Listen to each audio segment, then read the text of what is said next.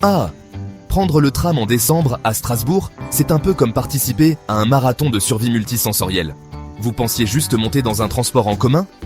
Eh bien non, cher aventurier. Vous entrez dans un condensé de l'humanité et de ses odeurs. D'abord, il y a l'entrée dans le tram.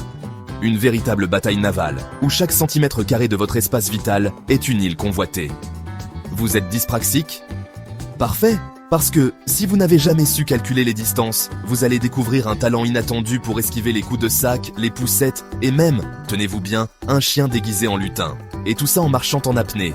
Parce que l'odeur de vin chaud, elle, ne fait pas de cadeau. Elle vous attaque les narines dès que vous passez la porte, comme si vous aviez plongé tête la première dans une marmite de cannelle fermentée. Puis vient l'étape de trouver une place assise.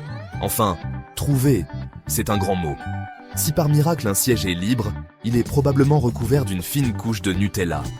Merci au généreux passant qui a décidé que son gaufre méritait de marquer son territoire.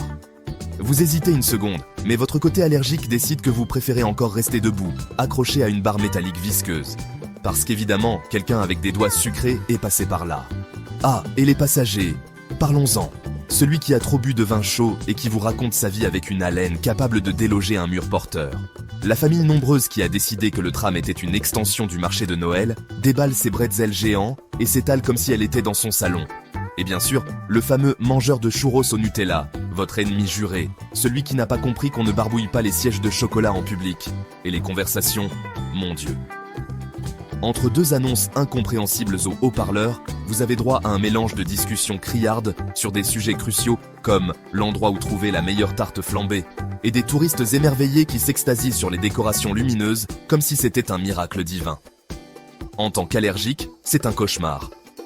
Parce qu'ici, tout est une bombe potentielle. Des effluves de noix dans une brioche à l'amande, de la cannelle qui vole dans l'air, des parfums bon marché dégainés en pleine rame. Vous êtes déjà rouge, les yeux qui pleurent, et vous espérez juste arriver à destination avant que votre corps ne déclare forfait. Et, comme si ça ne suffisait pas, voilà l'arrêt Kléber. L'apocalypse. Tout le tram descend ou monte en même temps. Vous, avec votre coordination digne d'un flamant rose sur un skateboard, vous essayez de vous faufiler sans trébucher, ni marcher sur le pied d'un enfant déguisé en sapin de Noël. Parce que bien sûr, il y en a toujours un. Quand enfin, vous sortez, c'est une libération. Vous respirez l'air glacé avec l'enthousiasme d'un nageur qui vient de remonter à la surface après une plongée en eau trouble. Et vous vous promettez que l'année prochaine, c'est Uber ou rien.